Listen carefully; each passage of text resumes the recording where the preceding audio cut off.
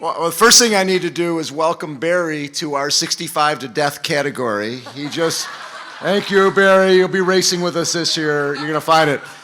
So back when I had Competitor Magazine, I went to the Master Swim Championships, and there was this 100-year-old guy, and he was winning everything. And I'm like, so what's the secret to your success? He goes, if you can't beat him, outlive him. And I'm like, that's my motto. And the thing that hits me when we look at everything that happened here tonight, our sport changes lives. Our sport changes lives for the better every single day.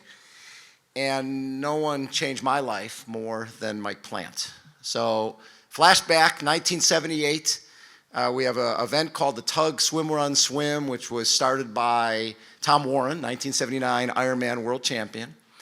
And it's a half-mile swim around a pier, 5-mile run on a beach, and a half-mile swim. And it was one of those races that you didn't just go across the finish line.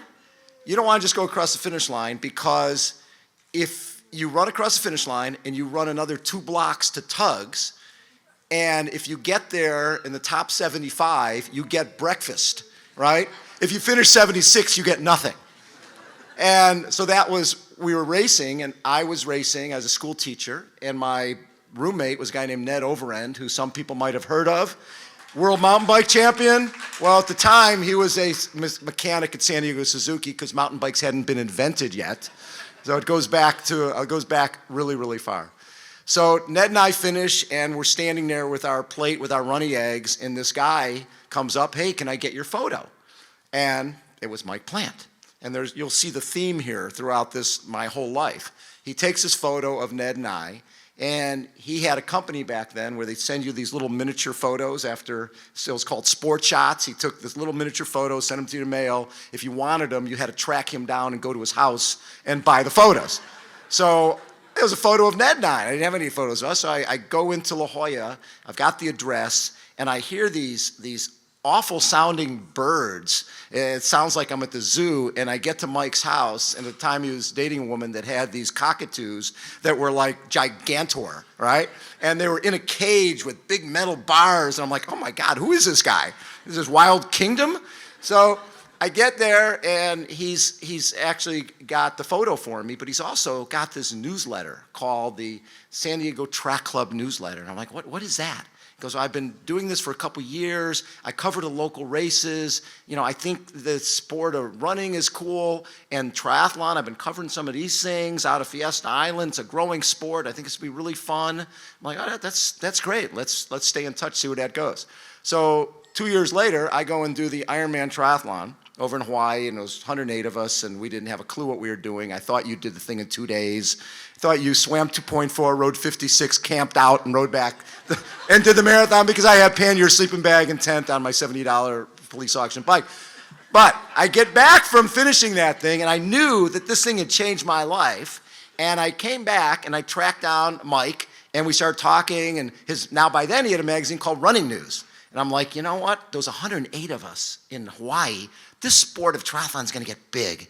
So he changed the name to Running and Triathlon News, right? Based on 108 idiots who had just done this race.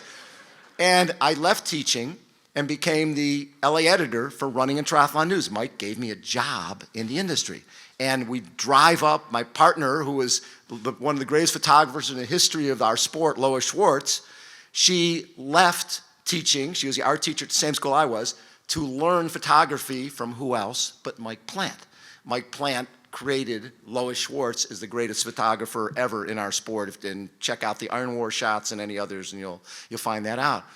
So Mike teaches Lois photography. I'm driving up every weekend to cover these events. In the meantime, I had written an article a little earlier when I was teaching. I'd written an article called Iron Kids on these kids that I was running PE program for. And Mike was the one who said, you know what, I really like this. You should write more. And be creative. Do whatever you want. So I created a character called the Running Wino. And of course, Mike says, I love that. Let's get a photo. We'll put you in a garbage can, and you have a wine bottle. We'll be in an alley. And so I just started writing these running wino columns. And that led to the Old Fart of the Month, and that led to the Reverend Campagnola Minister of Triathlism. And the theme was that for each one of these wacko characters, there was a photo by Mike Plant. And back then, you couldn't send emails if you were upset about something, right? You had to sit down and write a letter.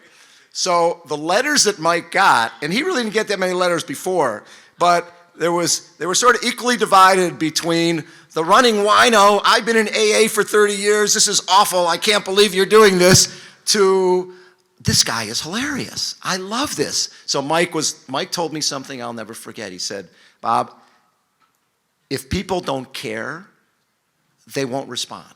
And that's vanilla. You don't want vanilla, you want spice, you want passion, you want people to respond to what you're doing. And so every time he'd get one of those negative letters, and I would read them and go, I think I hurt this guy's feelings. I wrote one of the Reverend Campagnolas, you guys will relate to this. There was like a question and answer. Dear Rev, I've seen these new wetsuit things that have come into our sport, and I'm thinking I should get one.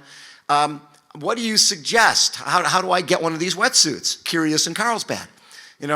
Dear Curious, what I do is I wait outside the transition area, and when I see someone who's sort of my size leaving on their bike, I just go and grab theirs. So as you might imagine, that got a little bit of response, and Mike's like, I love all of this.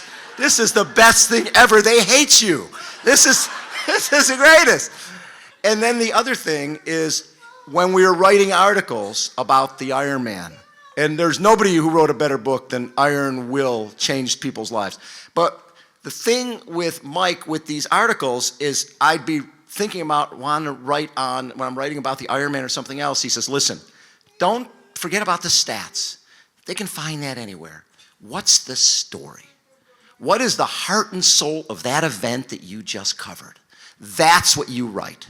And I took that to heart, and I'd look at every story as from Mike Plant's angle. It was like, in that race with 2,000 people, what was the best story? And a lot of the stories weren't necessarily the people at the front.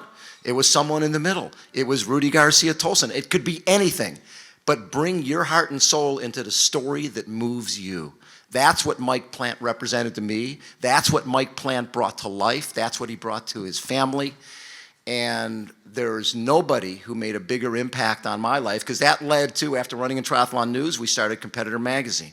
And Competitor Magazine led to the Muddy Buddy Ride and Run series, and it led to the Competitor Group, and we owned all the rock and roll marathons. Every part of that, every aspect of my life goes back to Mike Plant and what he did for me. Check out this little video on Mike Plant.